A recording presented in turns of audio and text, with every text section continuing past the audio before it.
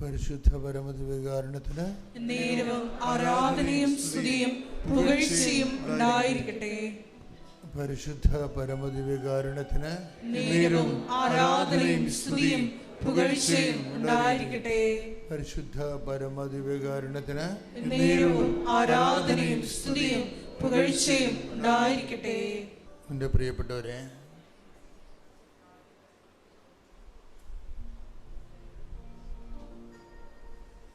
ഉടമ്പടിയുടെ ഒരു ഉദ്ദേശം നമ്മുടെ താൽക്കാലികമായ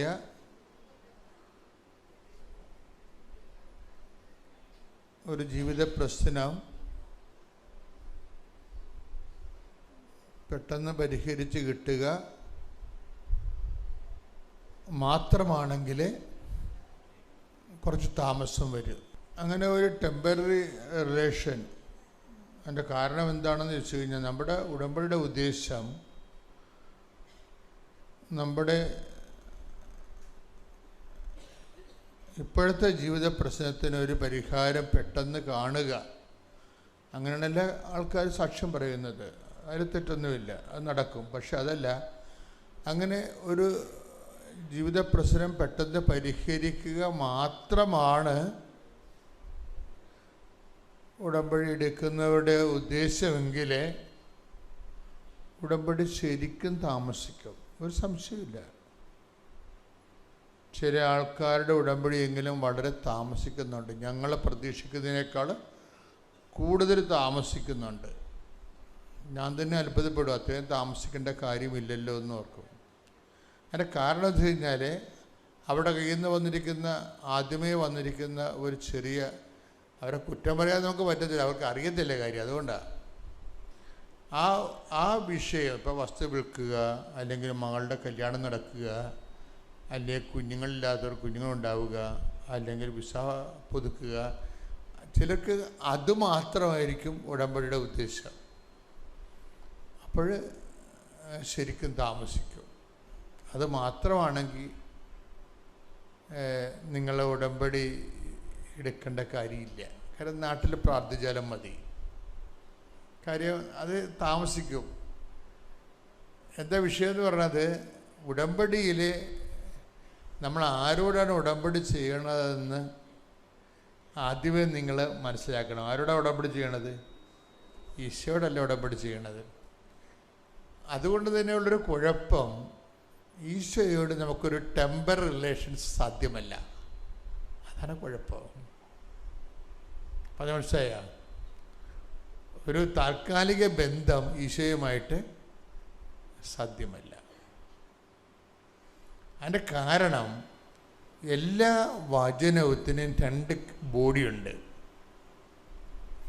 എല്ലാ വചനങ്ങൾക്കും രണ്ട് ശരീരമുണ്ട്, രണ്ട് ജ്ഞാനമാർഗങ്ങളുണ്ട് എല്ലാ വചനങ്ങൾക്കും. ഒന്ന് അതിൻ്റെ ഇമ്മീഡിയറ്റ്, പിന്നെ അതിൻ്റെ ലാറ്ററൽ പാർട്ടും. എന്നുവെച്ചാൽ പെട്ടെന്ന് നമുക്ക് മനസ്സിലാകുന്നത് ഒരു അറിവിൻ്റെ തലമുണ്ട്, അല്പം കഴിഞ്ഞ് മനസ്സിലാകുന്ന ഒരു ജ്ഞാനത്തിൻ്റെ തലമുണ്ട്. വചനത്തിന് രണ്ട് അറിവിൻ്റെ ആസ്വാദന അനുഭവ തലങ്ങളുണ്ട്. വചനത്തിന് രണ്ട് അനുഭവ തലങ്ങളുണ്ട്. ഒരു തലം നമുക്ക് പെട്ടെന്ന് അറ്റ് എ ഗ്ലാൻസ് മുഖതാവിൽ പെട്ടെന്ന് മനസ്സിലാകുന്നൊരർത്ഥമുണ്ട്. അതാണ് അറിവിൻ്റെ തലം.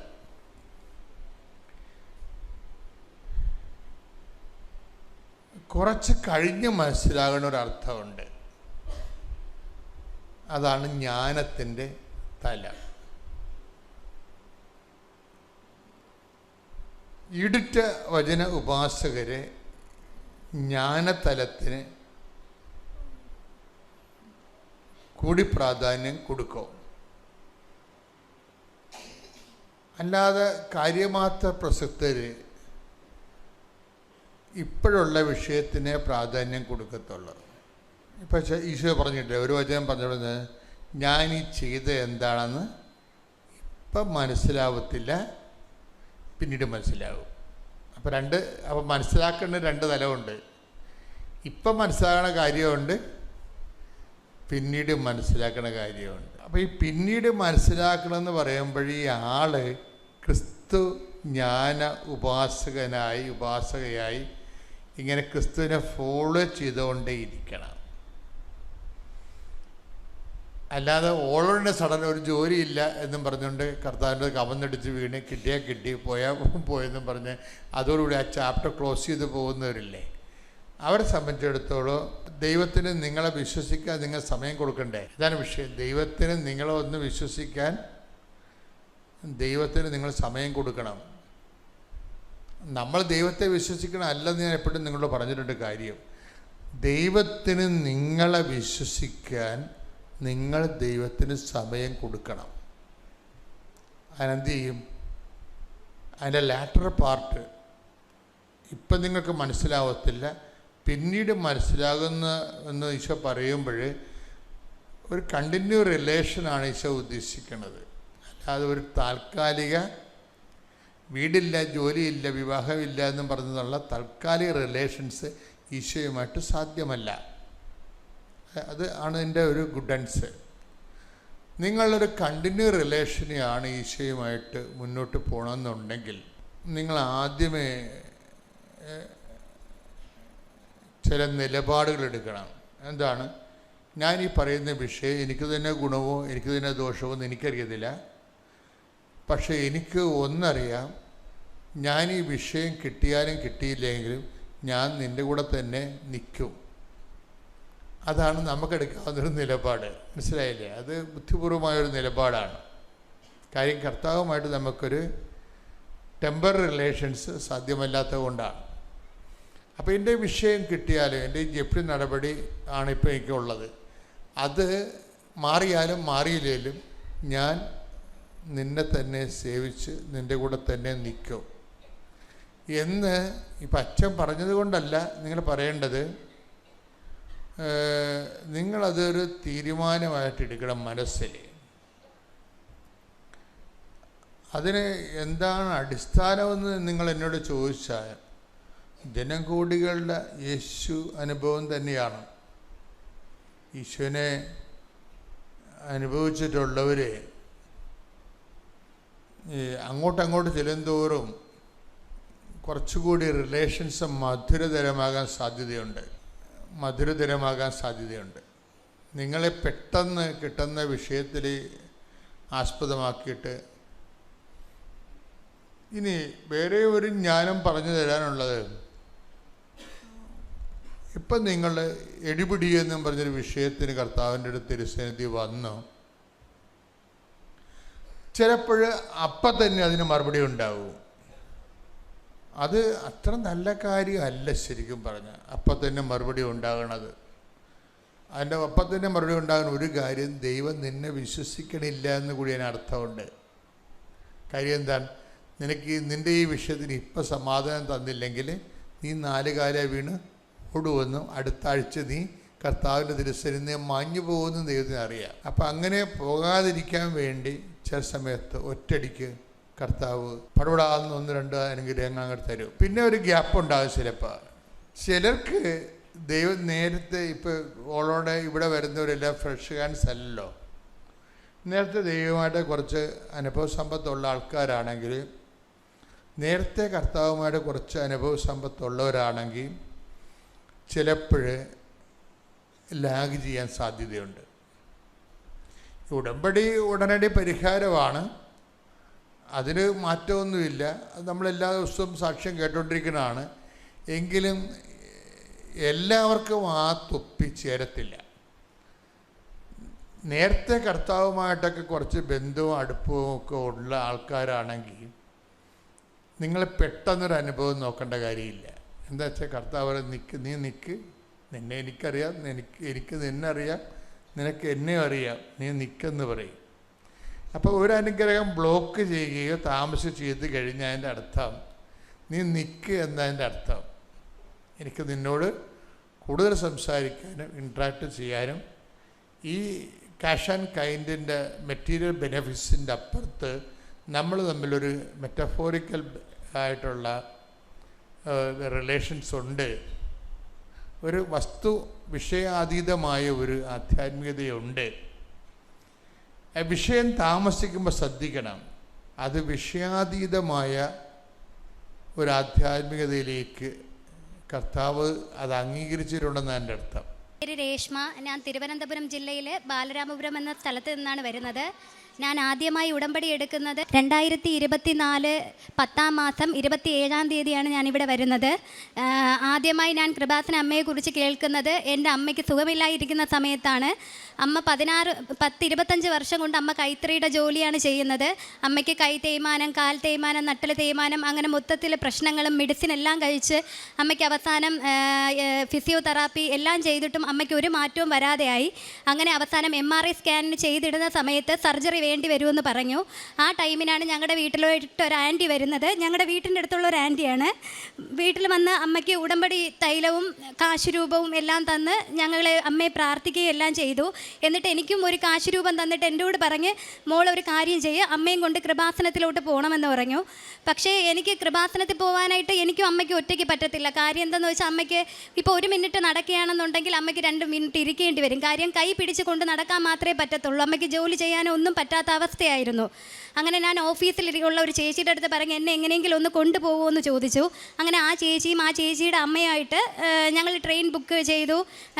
തിരുവനന്തപുരത്ത് നിന്ന് ട്രെയിൻ ബുക്ക് ചെയ്തു. ട്രെയിനിനടുത്ത് വന്നെങ്കിലും നമുക്ക് ആ ട്രെയിനിൽ കയറാൻ പറ്റിയില്ല. ട്രെയിനിൻ്റെ മുന്നേ നിൽക്കുകയാണെങ്കിലും ഇതിലേത് ട്രെയിനാണെന്നുള്ള ഒരു ഇതിലായിപ്പോയി. അങ്ങനെ ട്രെയിൻ എടുക്കുന്ന ടൈമിന് ഞാൻ ചാടി കയറിയെങ്കിലും അമ്മയ്ക്ക് കയറാൻ പറ്റാത്തതുകൊണ്ട് ഞാൻ തിരിച്ചിറങ്ങി. പിന്നെ ഞാൻ ഒരു ഹിന്ദുവാണ്. ആ ടൈമിന് എൻ്റെ അടുത്ത് അമ്മ പറഞ്ഞത് എന്തെന്ന് വെച്ചാൽ, നമുക്ക് പോകണ്ട മോളെ, നമുക്ക് മഹാദേവൻ എന്നെ പോകാൻ സമ്മതിക്കുന്നില്ല, നമുക്ക് തിരിച്ചു പോകാമെന്നാണ് എൻ്റെ അടുത്ത് പറഞ്ഞത്.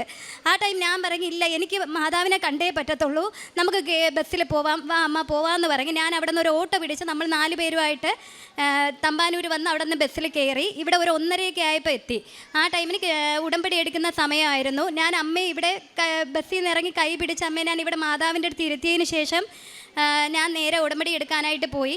ഉടമ്പടിയിൽ ഞാൻ ഒന്നാമത് വെച്ച നിയോഗം തന്നെ എൻ്റെ അമ്മയുടെ കാര്യമായിരുന്നു. എൻ്റെ അമ്മയ്ക്ക് എങ്ങനെയെങ്കിലും എൻ്റെ അമ്മയെ സുഖപ്പെടുത്തണം. ട്രീറ്റ്മെൻറ്റ് ചെയ്ത് നട്ടൽ സർജറി ചെയ്താൽ പിന്നെ എന്താകുമെന്ന് എനിക്കറിയത്തില്ല.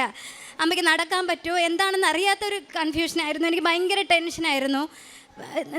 ഉടമ്പടി എടുത്ത് ഞാൻ തിരിച്ചിറങ്ങിയതിന് ശേഷം ഞാൻ ഇവിടെ നിന്ന് അമ്മയും വിളിച്ചിട്ട്, വാ അമ്മ തിരിച്ച് പോകാമെന്ന് പറഞ്ഞ് ഞങ്ങൾ ഇവിടെ നിന്ന് ഒരു 4:30-5 മണിയായപ്പോൾ തിരിച്ചിറങ്ങുന്നത്.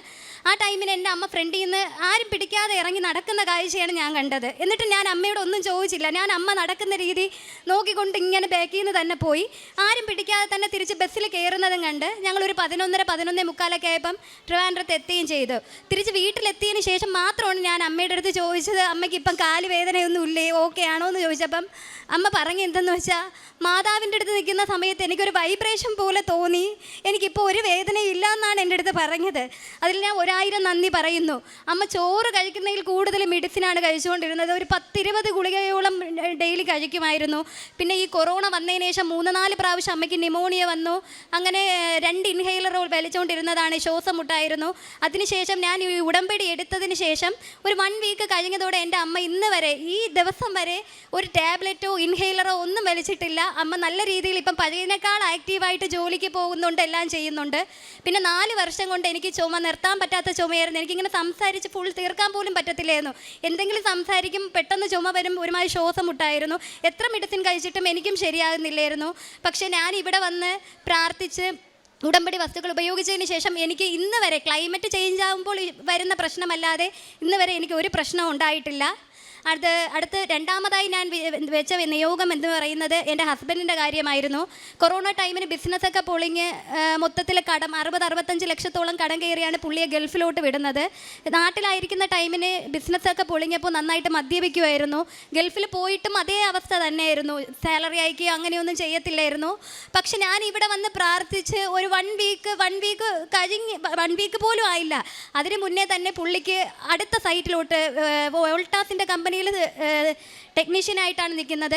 ഇപ്പോൾ വേറൊരു ആ ഉടമ്പടി എടുത്ത് 1 വീക്ക് കഴിഞ്ഞപ്പോൾ തന്നെ വേറൊരു സൈറ്റിലോട്ട് പ്രൊമോഷൻ കിട്ടി. പുള്ളി അതിനുശേഷം ഇന്ന് വരെ, ഈ നിമിഷം വരെ ഒരു തുള്ളി മദ്യം പോലും ഇന്ന് വരെ കഴിച്ചിട്ടില്ല. എനിക്ക് കറക്റ്റായിട്ട് എമൗണ്ടും കാര്യങ്ങളും എല്ലാം അയക്കുന്നുണ്ട്. അത് മാതാവിനോട് ഞാൻ വളരെയധികം നന്ദി പറയുന്നു. നന്നായിട്ട് എങ്ങനെ നോക്കിയാലും 8-9 വർഷത്തോളം മദ്യപിച്ചിരുന്ന ആളാണ്. പക്ഷേ ഇപ്പം ഒരു തുള്ളി പോലും കുടിക്കുന്നില്ല. കറക്റ്റായിട്ട് എന്നെ ഫോൺ വിളിക്കുക എല്ലാം ചെയ്യുന്നുണ്ട്. മുന്നേ ഫോൺ വിളിക്കുക ഒരാഴ്ച വിളിച്ച് കഴിഞ്ഞാൽ പിന്നെ 2 ആഴ്ച എന്നെ വിളിക്കത്തോ ഒന്നുമില്ലായിരുന്നു. ഇപ്പം എൻ്റെ കാര്യത്തിലൊക്കെ നല്ല ഇതായിട്ട് പുള്ളി എല്ലാ കാര്യങ്ങളും നോക്കുന്നുണ്ട്. കടബാധ്യതകൾ കുറഞ്ഞു വരുന്നുണ്ട്. പിന്നെ അത് കഴിഞ്ഞിട്ട് കഴിഞ്ഞ മാസം വീണ്ടും വന്ന് ഞാൻ ഉടമ്പടി പുതുക്കുന്ന സമയത്ത്, കഴിഞ്ഞ മാസം 12-ാം തീയതി വന്ന് ഉടമ്പടി പുതുക്കുന്നു.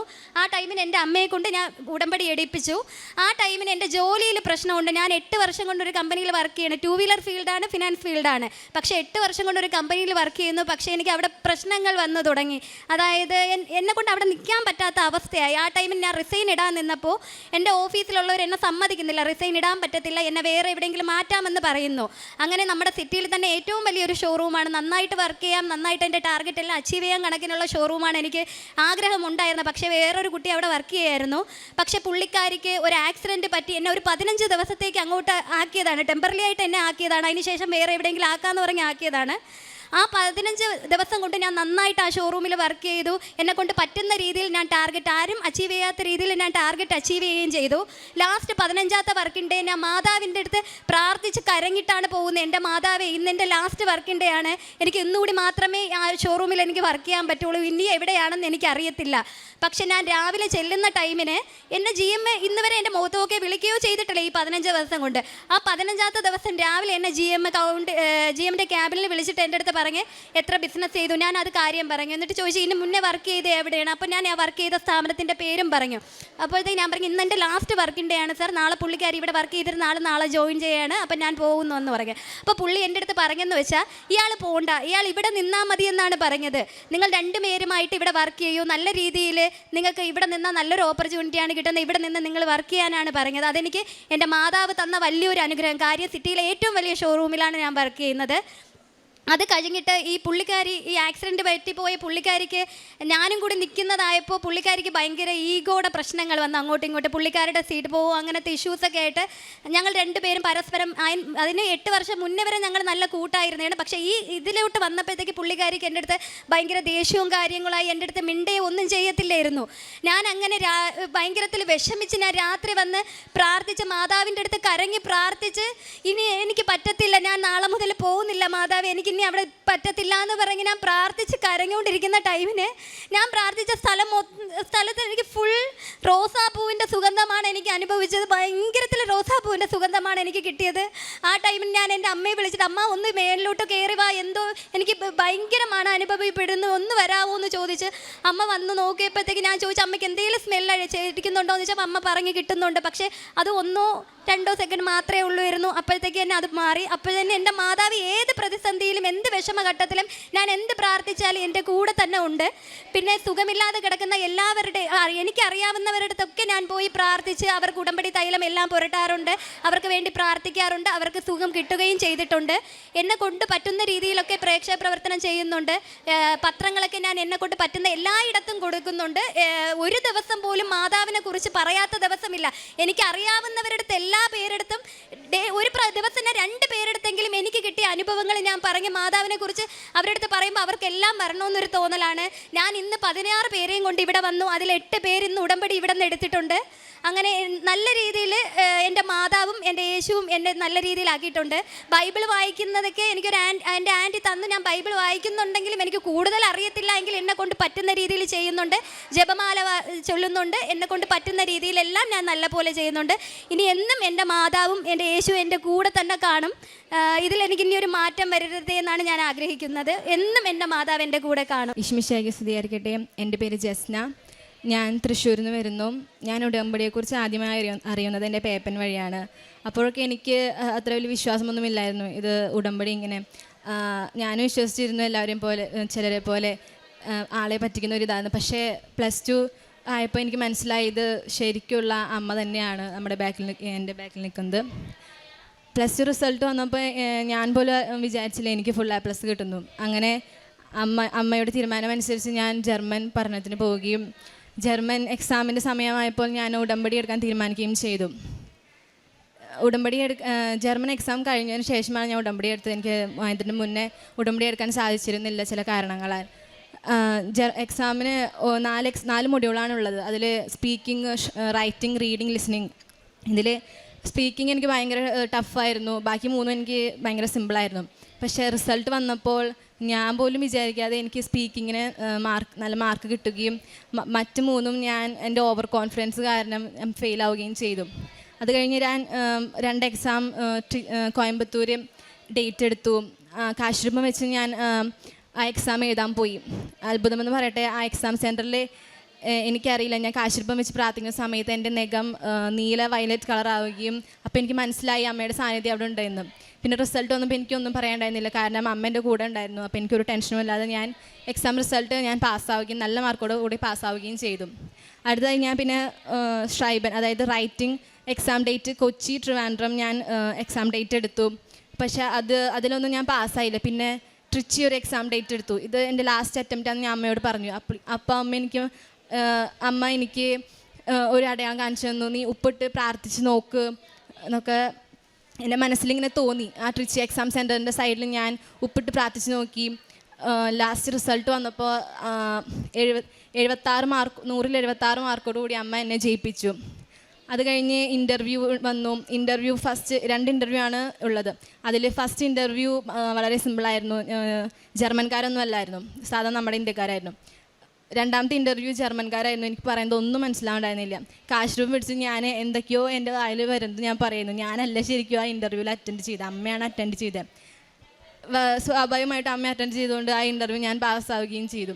അത് കഴിഞ്ഞ് അക്കോമഡേഷൻ എത്ര നോക്കിയിട്ടും ഓരോ ആപ്പിൽ ഞാൻ മെസ്സേജ് അയച്ച് നോക്കിയിട്ടും എല്ലാം റിജക്ഷൻ ആയിരുന്നു വരുന്നുണ്ടായിരുന്നത്. എല്ലാ റിജക്ഷൻ.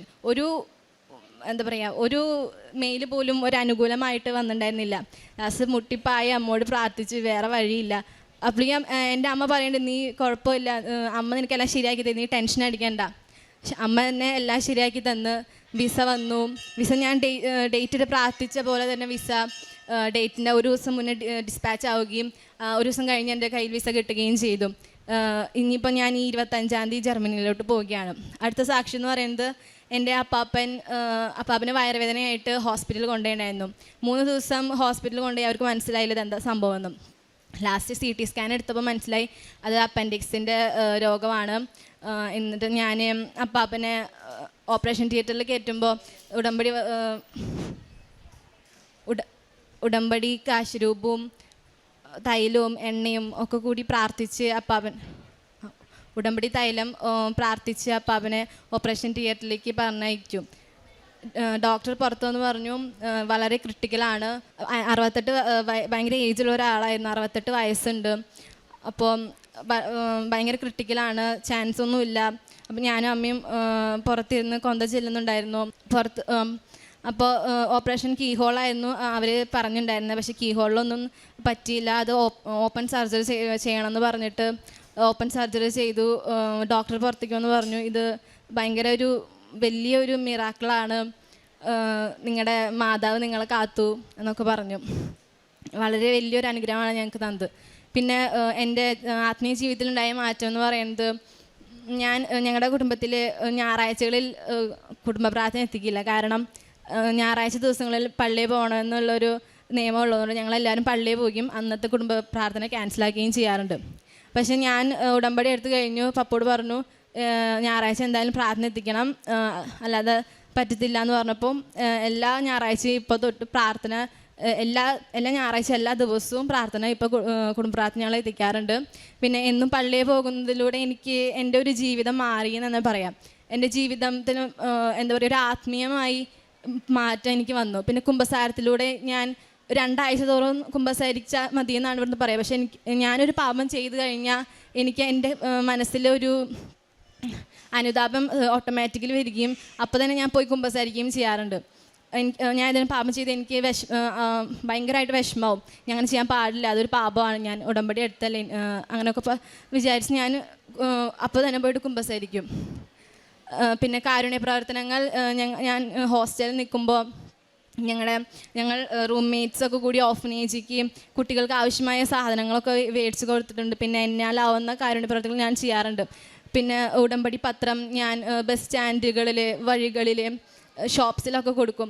ചിലർ പറയും ഇവർക്കൊക്കെ പ്രാന്താണ്, എന്തുകൊണ്ടിന് ഇപ്പോൾ ഇതൊക്കെ ഒരു ആവശ്യമില്ലാത്ത കാര്യമാണ്, ആൾക്കാരെ പറ്റിക്കാനുള്ള കാര്യമാണെന്നൊക്കെ പറയും. ഞാൻ പറഞ്ഞു ഞങ്ങളുടെ അനുഭവം നിങ്ങൾക്ക് ഷെയർ ചെയ്യുകയാണ്, നിങ്ങൾക്കത് ഉപകാരപ്പെടും.